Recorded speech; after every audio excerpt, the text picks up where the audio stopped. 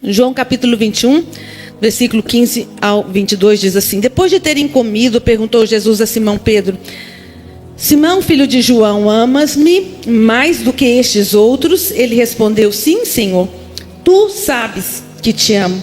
Ele lhe disse: Apacenta os meus cordeiros. Tornou a perguntar-lhe pela segunda vez: Simão, filho de João, tu me amas? Ele lhe respondeu: Sim, Senhor, tu sabes que eu te amo. Disse-lhe Jesus: Pastoreia as minhas ovelhas. Pela terceira vez Jesus lhe perguntou: Simão, filho de João, tu me amas? Pedro entristeceu-se por ele lhe ter dito pela terceira vez: Tu me amas? E respondeu-lhe: Senhor, tu sabes de todas as coisas, e tu sabes que eu te amo. Jesus lhe disse: Apacenta as minhas ovelhas. Em verdade te digo, quando eras mais moço, tu te cingias a ti mesmo e andavas por onde querias. Quando, porém, fores velho, estenderás as mãos, e outro te cingirá e te levará para onde não queres. Disse isso para significar com que gênero de morte Pedro havia de glorificar a Deus. Depois de assim falar, acrescentou-lhe: segue-me. Então Pedro, voltando-se, viu que também o ia seguindo o discípulo a quem Jesus amava, o qual na ceia se reclinara sobre o peito de Jesus e perguntara: Senhor, quem é o traidor? Vendo-o, pois, Pedro perguntou a Jesus: E quanto a este? Respondeu-lhe Jesus: Se eu quero que ele permaneça até que eu venha, que te importa? Quanto a ti, segue-me. Bom, esse episódio aqui aconteceu logo após a multiplicação dos peixes ali, né? Depois da ressurreição de Jesus, quando estava Pedro com mais 6 dos discípulos no barco, sem pegar nada, e Jesus estava na praia aguardando-os com a sua fogueira, o seu peixinho, o seu pão, e eles estão vindo, e Jesus fala: olha, vocês têm pão aí? Vocês têm peixe aí? E eles respondem: não. É lógico que Jesus sabia. Então Jesus fala: então joguem do lado direito. E eles jogam. E quando eles jogam, que não conseguem mais puxar as redes de tão pesadas, eles ficam sabendo que é Jesus. E João fala: é o mestre. E Pedro abandona o barco, as redes, os peixes e seus amigos, e vai em direção a Jesus. E ali Jesus o serve. E depois Jesus estabelece esse diálogo aqui. Na verdade, parece uma reprise daquilo que aconteceu no chamado de Pedro. Vocês vão lembrar, Pedro estava, depois de uma madrugada inteira sem pescar, lavando as suas redes ali, João, junto com Tiago e João, e Jesus se aproxima e entra no barco de Pedro, e depois fala para ele voltar ao mar. Fala: Pedro, volta ao mar e lança a rede novamente do lado direito, e você vai pescar. E você sabe que Pedro também vem puxando aquelas redes super pesadas, pede ajuda para os seus amigos que o ajudam. E depois, quando chega ali na praia, ele reconhece Jesus como Senhor e fala: eu sou pecador, afasta-te de mim. E Jesus ali estabelece o chamado de Pedro. Ele diz: daqui em diante você não será mais pescador de homens, pescador de peixes, mas de homens. Ali Jesus estabeleceu o seu chamado. Mas algo aconteceu, queridos, que Pedro novamente está no mar. Daquele dia que Pedro fala: e deixando tudo seguir. Pedro havia feito a pescaria da primeira vez. Pedro havia puxado as redes junto com seus amigos, e chegando ali na praia falou: Jesus, tu és o Senhor, retira-te de mim porque eu sou pecador. E ali Jesus estabeleceu o chamado de Pedro, falando: Pedro, o seu lugar não é o mar. Daqui em diante, sabe o que é em diante? É até a sua morte. Daqui para frente você vai ser pescador de homens. Mas algo aconteceu que fez Pedro abandonar o seu propósito, o seu chamado, e voltar ao mar. E o que aconteceu está narrado alguns capítulos antes aí, alguns dias antes. E eu gostaria de ler com você. Está em Mateus capítulo 26, versículo 31 a 35. depois da Santa Ceia, a última ceia que Jesus teve com os seus discípulos, diz assim, versículo 31. Então Jesus lhes disse: esta noite todos vós vos escandalizareis comigo, porque está escrito: ferirei o pastor e as ovelhas do rebanho ficarão dispersas. Mas depois da minha ressurreição, irei adiante de vós para a Galileia. Disse-lhe Pedro: ainda que venhas a ser um tropeço para todos, nunca o serás para mim. Replicou-lhe Jesus: em verdade te digo, Pedro, que nesta mesma noite, antes que o galo cante, tu me negarás 3 vezes. Disse-lhe Pedro: ainda que seja necessário morrer contigo, de nenhum modo te negarei. E todos os discípulos disseram o mesmo. Depois da ceia, Pedro está aqui reafirmando, fazendo aqui as suas juras de amor, falando: Jesus, eu sou capaz de dar a minha vida por ti, ainda que todos te neguem, te abandone, eu jamais farei isso. E a gente sabe bem o que aconteceu. Aliás, Jesus sabia e o alertou e o avisou: você vai me negar. Ele falou: de maneira alguma. Eu queria saber de vocês aqui, por que Pedro estava falando daquela maneira tão enfática? Será que ele queria impressionar os demais? Será que ele queria se sobressair aos demais? Falar: olha, não, quem ama o Senhor de fato sou eu.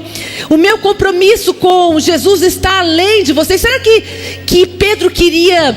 ali estava fazendo, na verdade, uma encenação, um teatro, falando, né? Jesus, você é tudo para mim, eu jamais vou te negar. Por que será que Pedro estava falando daquela maneira? Eu de fato creio que Pedro estava falando da mais pura sinceridade do seu coração. Eu creio que naquele momento ele estava convicto de que jamais abandonaria o Jesus, e que o seu amor pelo Senhor estava firme como uma rocha, e que ele seria capaz de dar a sua vida por Jesus. Eu não creio que Pedro estivesse mentindo ali, ou encenando ali. Eu creio que ele estava falando verdade. Daqui a pouco a gente vai ver que de fato Pedro amava Jesus. E agora lá vem Jesus que não desiste de ninguém, que vai atrás de cada um de nós, porque lá em Jó fala que os seus planos não podem ser frustrados. Jesus vai atrás de Pedro. Aliás, antes ele manda um recado pelos anjos. Os anjos, quando veem as mulheres no túmulo, os anjos falam: olha, fala aos discípulos e a Pedro, que eu vou aguardá-los na Galileia. Então Jesus está atrás de restaurar, de resgatar o coração de Pedro e o seu propósito.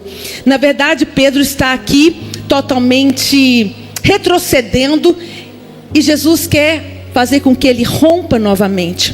Rompa com as questões da sua alma, com as suas dúvidas, com os seus medos. Ele havia fracassado pelo seu medo, pela sua arrogância. E agora Jesus volta e estabelece esse diálogo com Pedro na intenção de restaurá-lo. E o diálogo de Jesus é meio, talvez, constrangedor, incômodo para Pedro, a ponto dele se entristecer. Ele não está se alegrando, porque Jesus está insistindo em uma única pergunta. Não sai daquele assunto. Ele fica perguntando: mas você me ama, Pedro? Pedro, você me ama? Você me ama, Pedro? E aquilo parece que vai constrangendo. E eu não sei por que você... não sei se você já parou para pensar por que Jesus insistiu tanto nessa pergunta. Eu, a princípio, achava que Jesus queria falar para Pedro: Pedro, dá uma olhadinha no seu coração e vê se você me ama mesmo. Não sei, há algumas possibilidades. Talvez Jesus quisesse baixar a bola de Pedro e falar: Pedro, isso que é amor? Você não tinha falado lá? Então, talvez Jesus quisesse fazê-lo refletir, tipo: isso é o seu amor? Você disse que iria até a morte por mim? Você me ama mesmo? Será que Jesus está querendo culpar Pedro da sua traição, do seu medo? Ou talvez expor a arrogância do seu coração, a soberba? Não, ainda que todos venham te negar, eu jamais te negarei. Será que Jesus está querendo suscitar dúvida no coração de Pedro? Pedro, será que você me ama? Mas será? Eu achava que amava, mas eu não sei agora. Qual o propósito de Jesus insistir? Porque na verdade a restauração de Jesus na vida de Pedro, o rompimento, se dá por essa pergunta. E algumas outras coisas que nós vamos ver aqui. Mas qual o propósito? Por quê? E onde está o poder dessa pergunta inquietante, que foi capaz de reverter a desistência de Pedro, o abandono, os sofismas que estavam prendendo no seu fracasso. Porque, afinal de contas, Pedro fracassou nas suas promessas, fracassou no seu amor. Aquilo que ele prometera, ele não foi capaz de cumprir por conta do seu medo. Talvez, não sei, da sua soberba. Mas pressionado, Pedro mentiu, Pedro traiu. E agora Jesus está aqui confrontando? Não, no meu modo de enxergar, não. Jesus não está querendo apontar aqui falsidade e hipocrisia. Tanto é que Jesus está reafirmando o amor de Pedro, que ele fala: Pedro, vai chegar um dia em que você vai dar a sua vida por mim de uma maneira mais trágica possível. Jesus já sabia disso.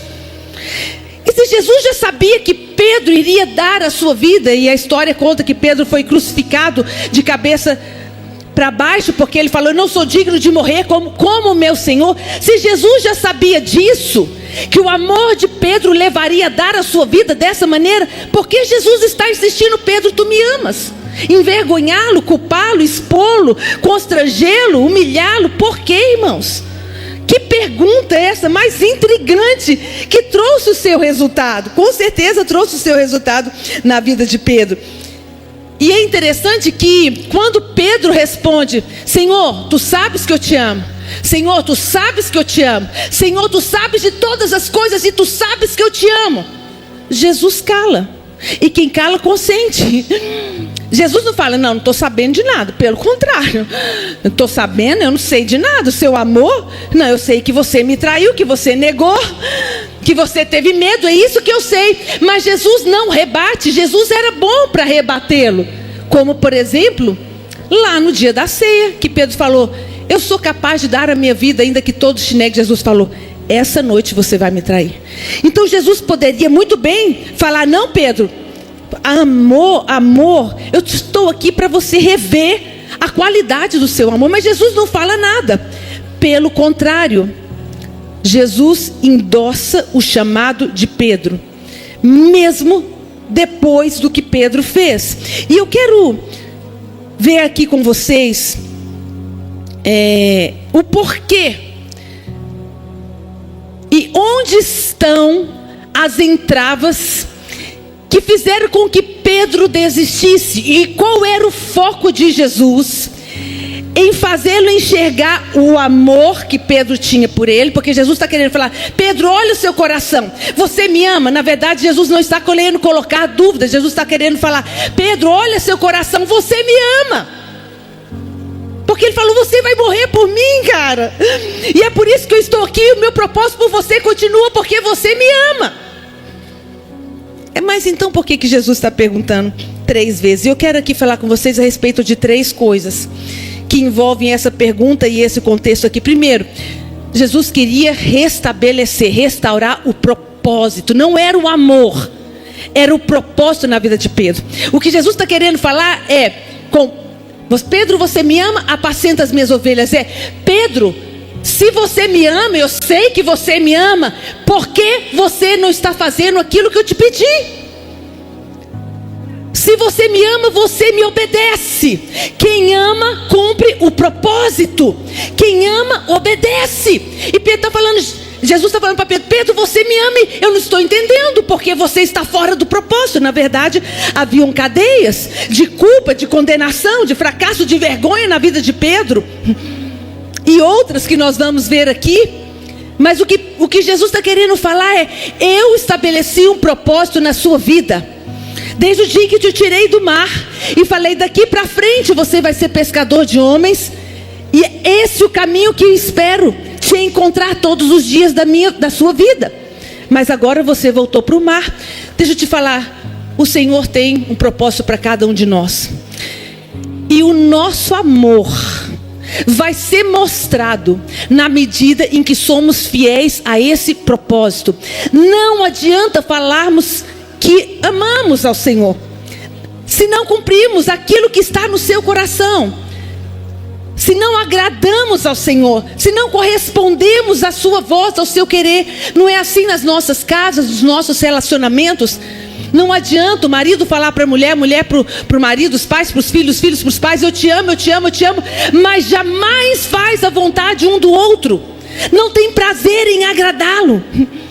Muitas vezes estamos amando, porém errando no propósito. Não estamos deixando de cumprir a vontade do Senhor para cada um de nós. A palavra fala em Salmo 139 que Ele nos deu vida para um propósito, que os nossos dias foram contados e escritos, cada um deles, pelo Senhor, para que nós cumpramos o seu propósito nessa terra.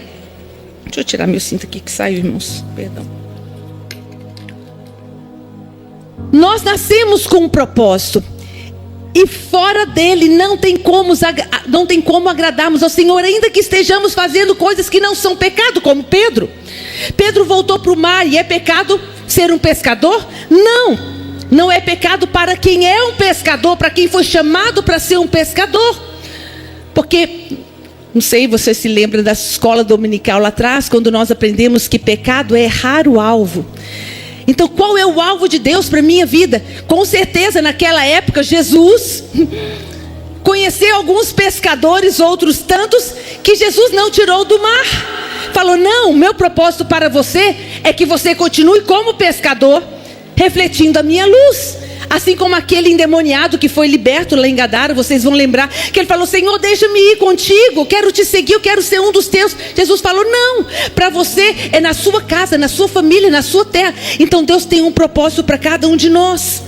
Não adianta nós queremos ir pelo o que nós achamos mais fácil, ainda que pareça correto. Não adianta você, que é um homem de negócio, querer ser um pastor, porque não vai dar certo. E você vai frustrar o coração de Deus. E quem ama está no lugar que Deus escreveu para estar. Não adianta você, que é um pastor, querer ser um homem de negócios. Me lembro bem, ainda no começo do nosso ministério, que a situação financeira era bem apertada para as nossas vidas, em que meu sogro ofereceu para Dani e falou: olha, ele tinha madeira lá no norte, extraía madeira e vendia para algumas madeireiras. E ele falou: Danilo, vamos fazer o seguinte, eu vou abrir uma madeireira aí para você cuidar, e eu envio a madeira daqui para aí, para você complementar a sua renda. E aquilo com certeza foi uma tentação para nós, porque a gente vivia uma vida bem apertada, bem justa.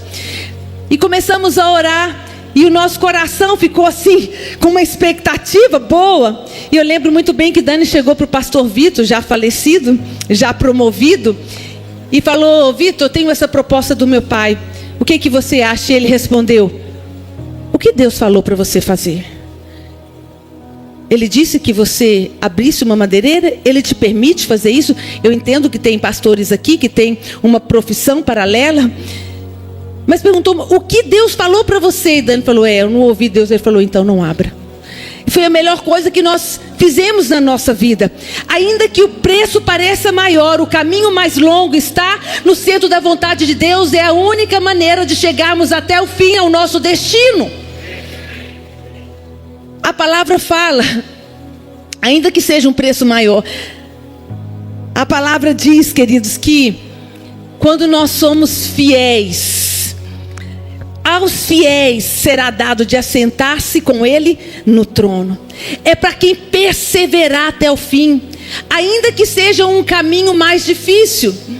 Conta-se a história que um explorador, um conquistador espanhol, quem contou isso aqui há muitos anos atrás foi o César Farrado, não esqueço dessa história. Quando chegou no México para conquistar o Império Azteca, isso lá nos idos de 1500, a Bíblia fala que ele desceu com todos os seus tripulantes das embarcações, e ele mandou estragar e afundar todos os barcos para não terem chance de voltar. Isso é estar comprometido com o chamado. Quando os nossos barcos são queimados, como fala: Senhor, custe o que custar, eu jamais retrocederei naquilo que o Senhor me mandou fazer. Pedro tinha voltado à situação de origem, ao ponto onde Jesus o havia tirado de lá. A segunda questão que eu quero abordar aqui com vocês, primeiro é a restauração do propósito. Quem ama, cumpre o propósito. Talvez eu veja alguns jovens aqui, talvez seu sonho, jovem, é estar no púlpito pregando, e que tremendo sonho. A palavra fala que quem aspira o episcopado, pastorado, uma excelente coisa aspira, mas talvez Deus quer você para as nações. Talvez Deus quer você na obra assistencial, na obra social, eu não sei. E tentar insurgir, se levantar, se resistir ao propósito de Deus. Com certeza, queridos, além de desagradar ao Senhor, vai gerar uma insatisfação crônica no nosso coração. Quando Deus escreveu o nosso livro, a nossa história, antes de nós nascermos, Ele colocou na nossa mala tudo que nós precisamos para cumprir aquilo que Ele quer. E se você tentar ser aquilo que Deus não quer para você, vai faltar recursos em você. Você entendeu? Se você tentar abrir o seu negócio, se isso não é o que Deus tem para você, você não terá condições de tocar até o fim. Se você tentar falar, não, o que eu quero é o ministério da música, e Deus está falando, não, eu quero você na intercessão, não vai dar certo. Se Deus fala, não, eu quero a intercessão, Deus fala, não, eu quero você no ministério infantil, onde Deus escreveu a sua história. Onde você deve estar, é isso que importa. Segunda coisa, você já conhece esse diálogo, e que no original a frase, Pedro, tu me amas, essa frase ela tem diferenças na sua tradução original, na palavra amor, amas. A primeira pergunta que Jesus faz para Pedro é, Pedro, amas-me mais do que estes outros? E aqui Jesus está querendo falar, eu sei que você me ama, mas o seu amor deve ser a única motivação. A primeira coisa, Jesus está restaurando o propósito. A segunda coisa, Jesus está realinhando a motivação de Pedro, falando, o seu amor tem que ser a única motivação que te guia no seu propósito. Porque Jesus começa falando, Pedro, amas-me mais do que esses outros? Às vezes a gente lê rápido o texto e parece que Jesus está fazendo a mesma pergunta para Pedro. Pedro, você me ama? Senhor, tu sabes. Pedro, você me ama? Mas não é a mesma pergunta. A primeira é, amas-me mais do que esses outros? Ou seja, quando Pedro disse na ceia, Senhor, ainda que esses outros te abandone, eu jamais te abandonarei. Jesus está querendo falar para Pedro, talvez lembrá-lo lá, que Pedro estabeleceu uma conexão com o outro, uma referência do outro. E Jesus está querendo falar aqui para Pedro, Pedro, você me ama mais do que alguém? Mais do que esses outros? Será que é isso que Deus espera de nós? Que sejamos melhores ou mais do que um outro? Não, o nosso amor, nem o nosso serviço pode ser comparado com ninguém. Queridos, nós estamos nessa lida aqui, e cada um no seu chamado, não para sermos melhores do que ninguém, nem melhores nem piores. Nós estamos aqui para dar o nosso melhor para aquele que se entregou na cruz e deu o seu melhor por nós. Mas a comparação pode nos levar a muitos aqui a querer retroceder. Talvez Pedro, por ter falado aquilo, agora estivesse dominado pela sua culpa, pela sua vergonha, e se sentindo pior por ter traído. E será que Pedro é pior por ter traído Jesus? E aonde estavam todos os outros? Mas quando você estabelece uma comparação, quando a sua referência não é o céu, não é a vontade de Deus, mas é o que você vê no outro, você está correndo sério risco de abandonar o seu propósito, porque sempre você vai achar quem faça melhor do que você, assim como quem faça pior. E Deus não quer que você seja melhor nem pior do que ninguém. Deus quer que você cumpra tudo aquilo que Ele te pediu. Como a comparação tem nos levado a desistir de darmos o melhor para o Senhor. Porque às vezes você olha alguém que é melhor em alguma área, que prega melhor, que canta melhor, que ensina melhor, que cozinha melhor, que serve melhor, e você fala, meu Deus, não sou eu que tenho que fazer isso, porque fulano faz tão melhor. Mas quem falou que Deus quer que você faça como fulano? Porque Porque talvez você cozinha muito pior do que alguém que você admira. Fala, eu gostaria de cozinhar assim, eu me sinto assim uma péssima dona de casa. Mas talvez você dirige muito melhor do que ela. Então cada um tem a sua medida nas suas virtudes. E infelizmente a internet, as redes sociais hoje tem agravado muitíssimo essa questão, porque olhamos à nossa volta, ao nosso derredor, e vemos, puxa, o ministério de fulano que é bem sucedido.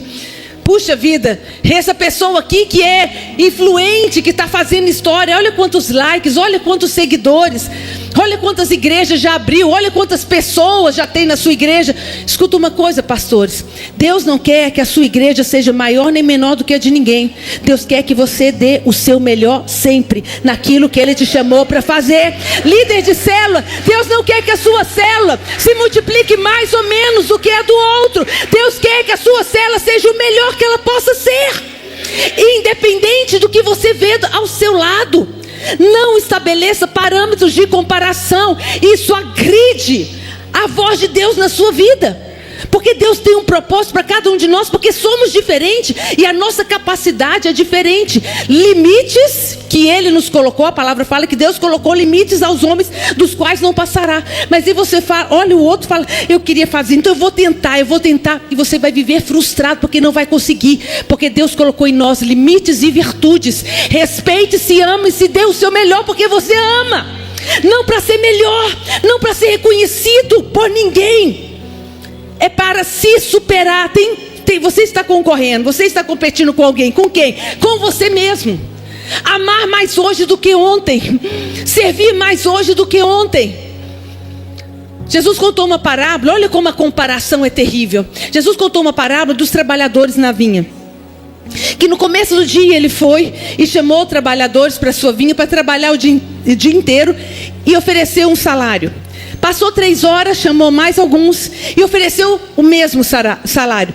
Passou mais 3 horas, chamou mais alguns e ofereceu o mesmo trabalho e no fim, o mesmo salário. E no fim, chamou alguns outros e ofereceu o mesmo salário. E todos concordaram e foram com alegria. E todos se sentiram capazes e participantes, felizes. E na hora da recompensa, quando os primeiros receberam, a Bíblia fala que eles ficaram ok, felizes. Eles não estavam decepcionados, eles não estavam frustrados, mas na hora que eles viram que quem trabalhou menos recebeu o mesmo salário, eles se indignaram. Eles se voltaram contra aquele que determinou o seu propósito. Por quê? Porque falou, não, mas esse trabalhou menos e recebeu mais. E a resposta de Jesus foi que o Senhor falou, mas eu não cumpri com você o nosso combinado, eu não te sustentei, não te fortaleci, não estou te pagando, não estou te retribuindo, não estou te recompensando, conforme eu prometi. O que te importa se eu quero dar mais a esse? Talvez aqueles últimos viessem do outro trabalho, tivessem deficiências físicas. Estou supondo aqui, eu estou querendo dizer que Deus é justo sempre, Ele não falha. Quando te fez assim, com seus limites e capacidades. Não olhe para o lado. A comparação é o pior que você pode estabelecer no seu ministério, porque você vai abandonar o seu propósito. Com certeza. O seu olhar tem que ser para cima. A sua referência está em cima, naquele que te chamou e naquele que te capacitou. Dê sempre o seu melhor. Fuja da comparação. Então quando Jesus está perguntando para Pedro, Pedro, você me ama mais do que esses outros? Na verdade Jesus está querendo falar, Pedro, não é para ser melhor do que os outros, é para ser fiel até o fim, para mim. Não tem a ver com os outros, tem a ver com o seu amor por mim. Você me ama e isso é suficiente, não tem que ser mais nem menos do que os outros. A questão da motivação não é para ser visto pelos homens. Quantas vezes a gente está atrás disso, querido? Reconhecimento. A gente precisa de aprovação. A única aprovação que eu e você precisamos é dos céus. Gosto de uma música da Alissa Subirá, eu sempre falo dela, que diz, é tudo para audiência de um. É tudo para audiência de um, é para isso. Talvez Pedro tivesse olhado e falado, não, mas nenhum desses aqui negou Jesus, só eu sou o pior. Não, o pecado de Pedro não fazia pior do que os demais. nem as suas juras de amor e o seu coração queimando de Jesus o fazia melhor. Precisamos cumprir o nosso propósito, porque amamos e ponto, independente daquilo que as pessoas que estão ao nosso lado estão fazendo. Sem amor, qualquer obediência se torna apenas legalismo. O que nos motiva, a base do nosso propósito tem que ser tão somente o amor e não a competição. Ontem, o pastor JB aqui citou, falando sobre os amalequitas, e que palavra, hein, irmãos, que tremendo. Mas ele fala onde nasceu, ali a sua origem, Esaú, que era o avô dos amalequitas. E Esaú, olha o que diz a Bíblia. Em Esaú, eu vou ler o texto que ele citou. Diz assim em Gênesis capítulo 28, versículos 6 a 9.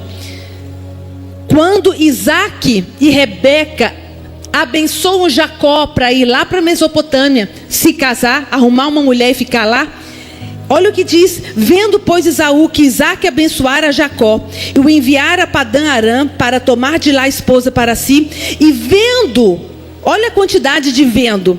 Vendo, pois, Esaú que Isaque abençoara Jacó e o enviara a Padã Arã para tomar de lá a esposa para si, e vendo que ao abençoá-lo lhe ordenara dizendo: não tomarás mulher dentre as filhas de Canaã, e vendo ainda que Jacó, abençoando a seu pai e a sua mãe, fora a Padã Arã, sabedor também de que Isaque seu pai não via com bons olhos as filhas de Canaã, foi Esaú à casa de Ismael, e além das mulheres que já possuía, tomou por mulher Malate, filha de Ismael, filho de Abraão e irmã de Nebaiote. A motivação de Esaú de dar o troco, principalmente a Jacó, mas a seu pai também, movido de inveja por aquilo que ele olhava, o fez perder o foco e o propósito. A escolha, a decisão, as atitudes são baseadas em homens e não na voz que guia dos céus. E vendo, o que você está vendo? Aonde estão colocados os seus olhos? Não adianta, irmãos, a comparação vai nos levar ao retrocesso no nosso propósito, porque não existe comparação. Eu costumo dar um exemplo, né? Qual que é, por exemplo, o estilo arquitetônico mais bonito, mais importante, talvez o mais rico, mais que custa mais caro? Qual é o estilo arquitetônico melhor? Qual é o melhor dos estilos arquitetônicos? Clássico, moderno, retrô, vintage, rústico? Qual que é deles o mais importante? Depende do propósito. Você não vai colocar bancos de madeira, né, e rústicos em um palácio, porque não cabe o propósito. Mas também você não vai colocar lustres de cristais em uma fazenda com tapetes claros, sofás claros. Cada estilo arquitetônico cumpre o seu propósito. Então não olhe para o estilo arquitetônico do lado. A mania de acharmos que o outro faz melhor. Vocês conhecem a minha história aqui, mas talvez tenha alguém aqui pela primeira vez. Por muitos anos na minha vida, eu jamais consegui pregar, 12 anos à frente no ministério como pastora, fazendo de tudo um pouquinho. Entretanto, isso daqui era impossível para mim, pegar esse microfone e pregar. Até hoje é difícil, tenho que confessar. Mas desde o dia que eu entendi, que eu ouvi a voz do Senhor, dizendo: Mônica, você não será avaliada pelos resultados, mas pela sua disposição e fidelidade. A partir daquela madrugada que Deus me revelou isso, eu fui liberta. E aonde estava o problema na minha vida? Vocês já sabem.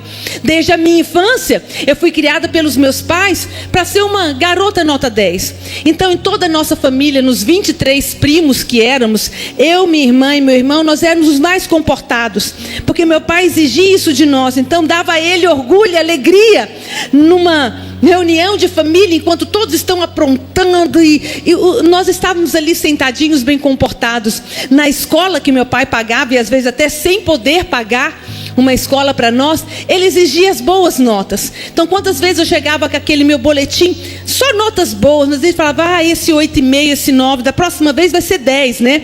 Então eu fui crescendo, entendendo que a nota 10 é a única que agrada o pai.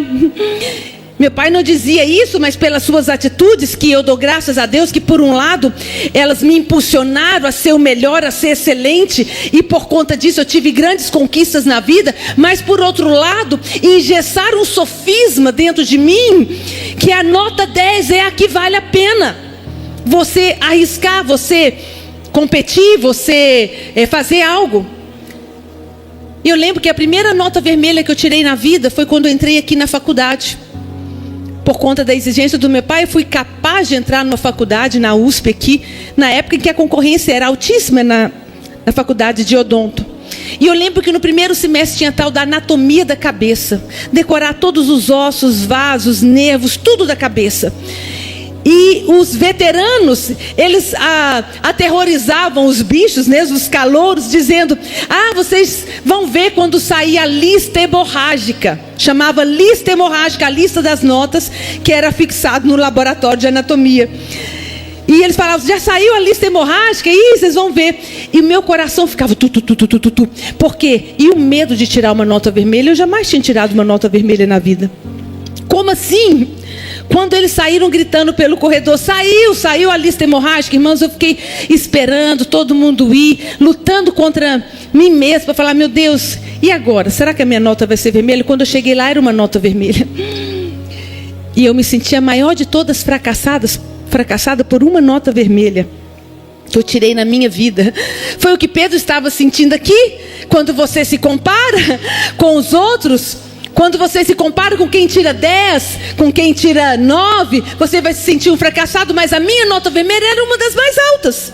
Praticamente toda a sala ficou com nota vermelha, foi terrível mesmo. Mas para mim aquilo era um atestado de fracasso. Então, quando Dani muitas vezes pedia: Mônica, prega na igreja, você pode abençoar, você se comunica bem, conhece a palavra, eu falava: não, é impossível, porque aqui, no meu inconsciente, nas minhas emoções, eu tinha um entendimento: por melhor que eu pregue, eu nunca vou tirar uma nota azul diante do que ele prega. Não sou eu que tenho que estar pregando, tem que estar pregando quem tira nota azul, quem tira nota 9, quem tira nota 10. Esse púlpito é para o JB, para o Danilo, não é para a Mônica. Mas se Deus te deu um dom, execute-o, cumpre o ministério, independente da nota que os homens vão te dar, porque não é pelos homens, é pelos céus, é pelo Senhor, é por aquele que te deu a vida. Faça o seu melhor e ponto. Quantos líderes de célula dando desculpas? Eu falo desculpa porque é desculpa. Mas eu não sei falar, eu acho que as pessoas não vão assim confiar em mim. Irmão, faça o seu melhor. Jesus podia ter escolhido 12 Pedros, esses homens impetuosos, corajosos, que andam sobre as águas. Não, ele escolheu um Pedro, mas escolheu um Natanael, um Bartolomeu, um Tiago, filho de Alfeu. Você sabe o que esses fizeram? A Bíblia fala pouco deles, mas Jesus falou: vocês são importantes na equipe, e vocês são importantes na pregação do evangelho no mundo. Fuja da comparação, faça o seu melhor e ponto. Pedro, tu me amas mais do que esses outros? Jesus está ajustando a questão da comparação. A segunda pergunta, na verdade o diálogo, ele é assim: Pedro, você me ama? É ágape, amor perfeito. Pedro, você me agapau mais do que todos esses outros? E Pedro responde: Senhor, tu sabes que eu te filéu, que eu te amo com amor de amigo. E aí Jesus pergunta segunda vez a Pedro: Pedro, você me agapau? E Pedro fala: Senhor, tu sabes que eu te filéu. E aí Jesus pergunta a terceira vez: Pedro, você me filéu? Aí Pedro fala: Senhor, tu sabes de todas as coisas, e tu sabes que eu te filéu. Ou seja, o meu amor por você não é perfeito, tu sabes disso. Agora olha que lindo, porque Pedro está confessando, Jesus está instigando: Pedro, você me ama com amor perfeito? Pedro está falando: não, meu amor é imperfeito. Pedro, você me ama com amor perfeito? Não, meu amor é imperfeito. Pedro, você me ama com amor imperfeito? Sim, Senhor. Você sabe que é com amor imperfeito. Ótimo, cumpre o teu propósito. É impressionante esse Jesus, que que sabe que o nosso amor é imperfeito, que o nosso ministério é imperfeito, que as nossas atitudes são imperfeitas, que as nossas famílias são imperfeitas, que as nossas pregações são imperfeitas, que as nossas células são imperfeitas, que tudo quanto fazemos é imperfeito, porque em parte conhecemos, em parte profetizamos. Jesus sabe isso e mesmo assim está dizendo: yes, cumpre o meu propósito. Ele não está esperando perfeição, ele está esperando obediência, sujeição, fidelidade, disposição. Não é perfeição, porque era essa a minha desculpa. Não, enquanto eu não tirar nota 10, não vale a pena eu fazer. Mas vale a pena. É amor perfeito, é amor imperfeito, mas é com o amor imperfeito quem nós somos. Se o nosso coração tem amor por Jesus, a gente vai cair, como Pedro era imperfeito. Ele tinha amor, ele falava: Senhor, eu vou dar minha vida por ti. Provou-se que era filéu, provou-se que era imperfeito, porque quem agapau vai até o fim, como Jesus foi. Jesus sim, agapau, ele ama com amor perfeito. Por isso que ali no Getsemane falou: Senhor, se possível passa de mim esse cálice, mas não seja feita a minha vontade, mas a tua. E ele foi. Isso é agapau. E um dia nós vamos agapau, irmãos. O dia que nós formos como Ele é, nós amaremos como Ele nos ama. Que bom saber que um dia eu vou poder oferecer ao meu Senhor um amor perfeito, que Ele é digno. Mas por enquanto o que eu posso oferecer passa pela humanidade, pela imperfeição. Jesus não está contando com a sua perfeição, Jesus está contando com o seu tudo. Vire para a pessoa que está ao seu lado e fala: meu irmão, Jesus não quer a sua perfeição, Jesus só quer o seu tudo.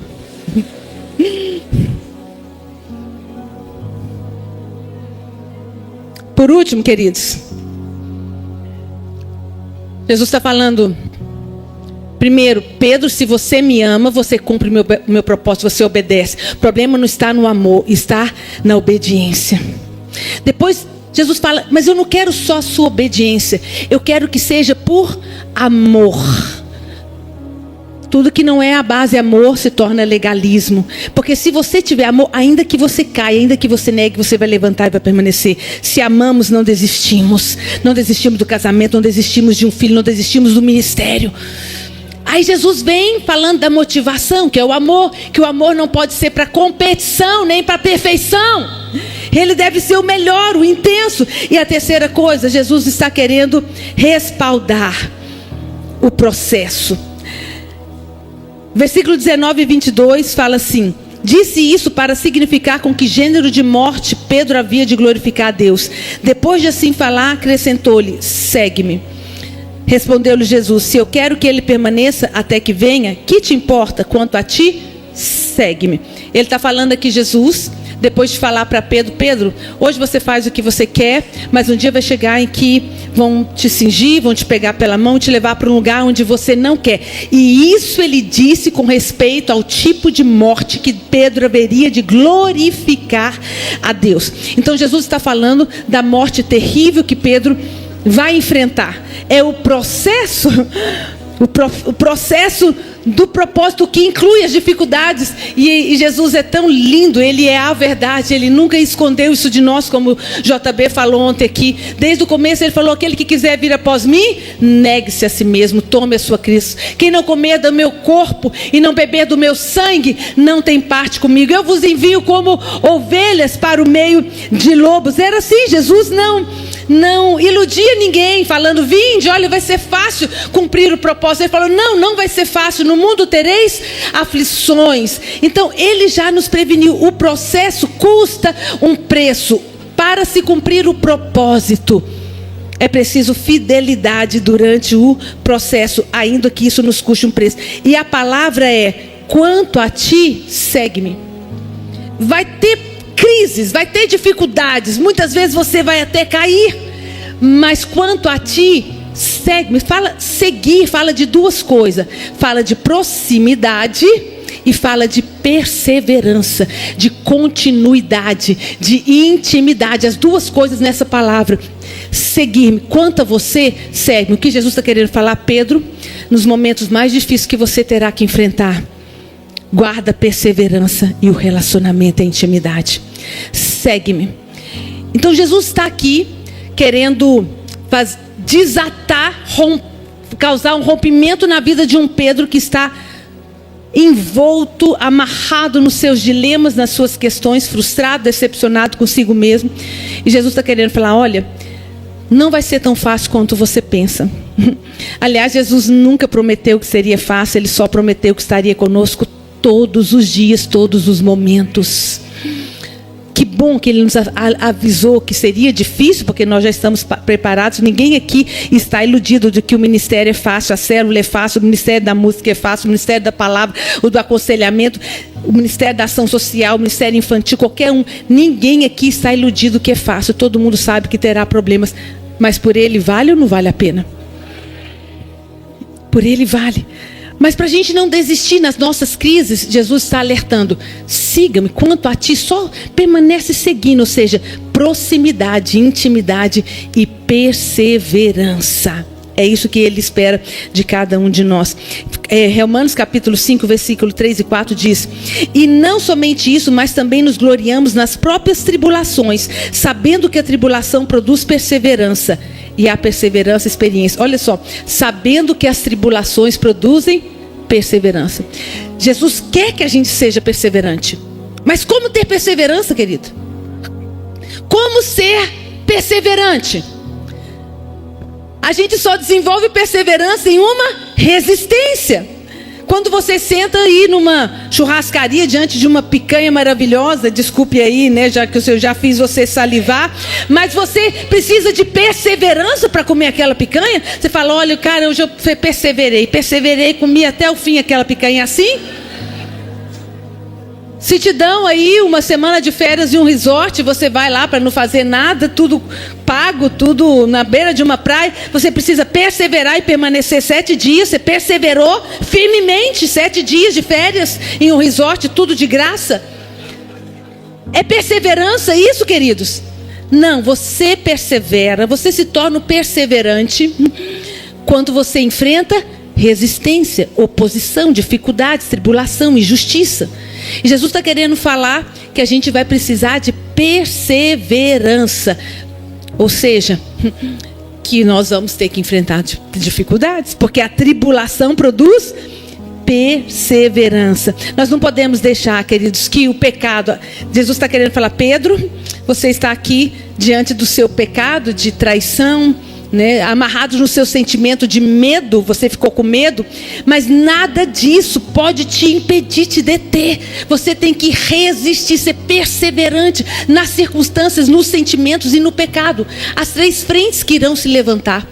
As circunstâncias, isso envolve pessoas, dificuldades, circunstâncias, enfermidades. Os sentimentos, inapropriação, desvalor, incapacidade, medo. E o pecado que muitas vezes entra nas nossas vidas. O que Jesus está querendo falar é: continue, levante, continue, não desista, perseverança. E o segredo está na intimidade. Quanto mais perto de Jesus, mais forte você é. Quanto mais perto de Jesus, mais forte. Está difícil superar? Aproxime-se mais de Jesus. Mais tempo de intimidade, mais tempo de oração. Tem um texto muito tremendo em Hebreus, eu gosto... porque fala bem da nossa lida e o quanto necessitamos de perseverança. Fala assim: não abandoneis, portanto, a vossa confiança. Ela tem grande galardão. Com efeito, tendes necessidade de perseverança. Tendes necessidade. Irmão, eu preciso de perseverança. Você também. Perseverar é levantar apesar de. É continuar mesmo que. Isso é perseverança. Inclui desconforto. Inclui resistência. Jesus falou: vocês têm necessidade de perseverança, para que, havendo feito a vontade de Deus, Ele está falando aqui de propósito, a vontade de Deus não é a sua. Então, na vontade de Deus, nós vamos ter sim resistência e desconforto, ainda que seja a vontade de Deus. Que tem gente que pensa: não, a vontade de Deus vai dar tudo certo, porque da vontade de Deus Ele vai à frente, dá licença, ó, a Mônica vai passar, dá licença, é assim que Deus faz? Não, porque eu preciso ser perseverante. Então Ele deixa muitas resistências no caminho. Havendo feita a vontade de Deus, alcanceis a promessa, porque ainda dentro de pouco tempo aquele que vem virá e não tardará. Todavia o meu justo viverá pela fé, e se retroceder, nele não se compraz a minha alma. É o que estava acontecendo com Pedro. Nós, porém, não somos os que retrocedem para a perdição. Somos, entretanto, da fé para a conservação da alma. Ele prometeu sim que teríamos dias difíceis, seríamos resistidos. Ele falou: o mundo vai odiar vocês. Ele foi tão sincero, ele é a verdade, ele não nos escondeu isso. O mundo vai odiar você, mas ele falou: eis que vos dei autoridade para pisar de serpentes e escorpiões. Eu vos envio para o meio de lobos, de serpentes, de escorpiões. Mas eu vos dei autoridade para pisar. Olha o respaldo do Senhor no nosso processo. Aquele que meu Pai me deu é maior do que tudo, e da mão do Pai ninguém pode arrebatar. Ninguém pode. Vocês vão tentar, mas se você permanecer fiel ao propósito, se o seu amor, apesar de imperfeito, ele é intenso, ele é o máximo que você pode. E o amor, ele é visto, viu, gente? Não adianta a gente falar aqui, né, que ama. Não adianta. Jesus quer ver o amor. Você já conhece a experiência, eu não vou contar de novo, quando o Gabi tinha 10 anos. Que por sonhos, por revelação de algumas pessoas, Deus me convenceu que iria levá-lo. E mesmo assim, numa noite que antecedia a viagem que ele iria fazer, eu tive um sonho, ele entrando no avião, o avião explodia. Eu já tinha tido algumas 3 palavras falando que, pelo menos demonstrando que Deus iria levá-lo. E naquela noite a minha vontade era retê-lo. Mas no sonho, quando o avião explodia, eu falava assim: Senhor, e agora? O que vai ser da minha vida? Quando amanheceu, eu peguei a mala, eu falei que eu dei, Deus sabe disso, que era o último abraço. Na minha cabeça seria o último abraço. Abracei meu filho bem apertado e deixei eu ir. E eu falei: Senhor, eu vou responder ao Senhor o que vai ser da minha vida se um dia o Senhor levar o meu filho. Sabe, querido, nosso amor tem que ser intenso, ele precisa ser visto. O quanto nós estamos dispostos a pagar de novo, a levantar de novo, a perdoar de novo, a insistir mais uma vez, a abrir mais uma casa de paz. Todos os anos a gente aqui na comunidade, nós vamos entrar numa campanha de casas de paz. E sabe o que a gente mais escuta? Ah, não, cansei. Já fiz 4, só uma deu certo, estou cansada. Onde está a sua perseverança? De fazer aquilo que Ele te ordenou. Ele te ordenou: ide por todo mundo, pregar o evangelho e fazer discípulos. Você conhece uma estratégia melhor do que essa? Vem uma direção aqui do púlpito da sua igreja, seja qual for a sua igreja, e você tem a desculpa de que não vale a pena porque eu já tentei. Mas a perseverança é tentar até o fim. É tentar, é morrer tentando, é morrer no ringue. É morrer no ringue. Essa é uma oração que eu falo: Senhor, por mais difícil que sejam as lutas que eu tenho que enfrentar, se eu tiver que morrer, que seja lutando, não por abandono. Tem que ser assim, queridos. O nível de renúncia, o nível de doação, queria que você fosse ficando em pé. Precisa ser: não, eu posso viver sem qualquer coisa, e eu posso fazer a mesma coisa até o fim, ainda que sem resultados, se eu sei que essa é a vontade de Deus. Porque não é pelo resultado. Lembra que Deus me falou: Mônica, você não será avaliada pelo resultado, mas você será avaliada pela fidelidade, disposição de manter aonde eu te quero, aonde Deus te quer, o que Deus espera de mim e de você. Foi dada a largada das casas de paz. Queridos, eu também tenho argumentos. Eu não sou uma evangelista que nem a minha Carolzinha, que sai arrastando, né? Arrastando um monte de gente atrás dela, prega para poste, para cachorro, para todo mundo. Um dia a gente estava almoçando na nossa casa, moro no 9º andar. E de repente, pá, um barulho. Aí, ai, viu o grito. Menina, ela foi assim, ela foi a primeira a levantar da mesa. Foi lá, olhou, um acidente. Catou o gato, falou, vamos descer. Eu falei, gente, essa menina, o que ela vai fazer? Eu falei, não, é porque ela está fazendo medicina, vai prestar socorro. Na hora que eu olho, ela está lá orando pelo o acidentado, e falando e ministrando de Jesus. E já pega o nome, já convida para a célula. É assim, eu não sou assim. Mas eu estou debaixo da mesma unção, da mesma direção profética. Ide, nós vamos invadir essa cidade. Nós vamos abrir mais casas de paz do que nunca. Eu tenho uma palavra e eu vou ser perseverante. Sim, eu já abri muitas casas de paz que não vingaram. Já abri também que vingaram. Temos alguns líderes aqui que são os nossos filhos da paz.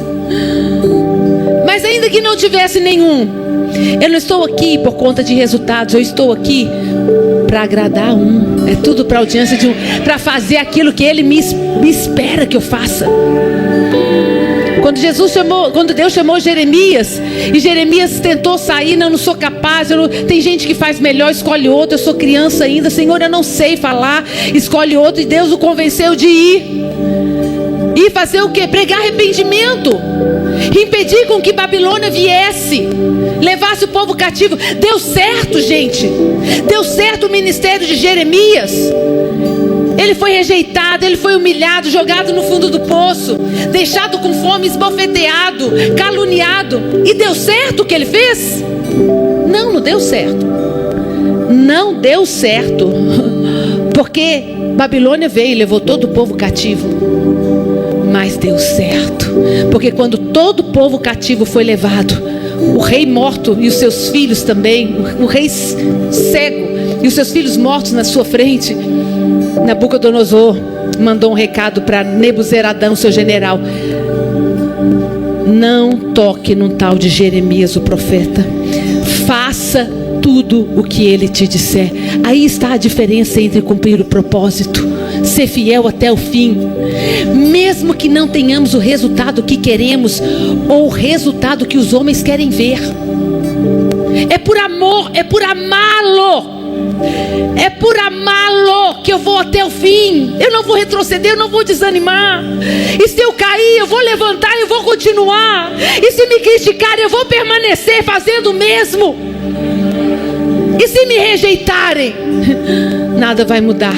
Eu sigo firme no meu propósito, que a minha motivação é amor. E eu já estou respaldado no meu processo. Ele não vai me deixar, nunca, jamais te abandonarei, jamais te deixarei.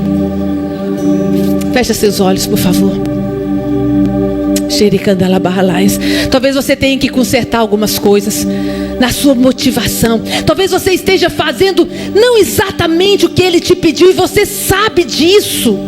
Você sabe disso. Você tem dúvidas no seu coração. Muitas vezes você sente pesado porque não está fazendo aquilo que Ele te pediu. Sua correria não tem deixado você responder o seu chamado. Suas dívidas não tem deixado você responder o seu chamado. Mas um dia nós seremos cobrados, não por aquilo que fizemos, mas por aquilo que Ele nos mandou fazer. John Bevere fala isso no seu livro Movidos pela Eternidade. Não seremos cobrados, julgados, nem recompensados por aquilo que estamos fazendo, mas por aquilo que Ele nos mandou fazer. Ainda que você dê o seu corpo para ser queimado, se não for por amor e se não for aquilo que Ele te pediu, de nada vai adiantar. Desperdício de tempo, desperdício de vida, de esforço. Não é o que você faz, é porquê e para quem você faz. É o porquê e para quem. É para você ou é para Ele?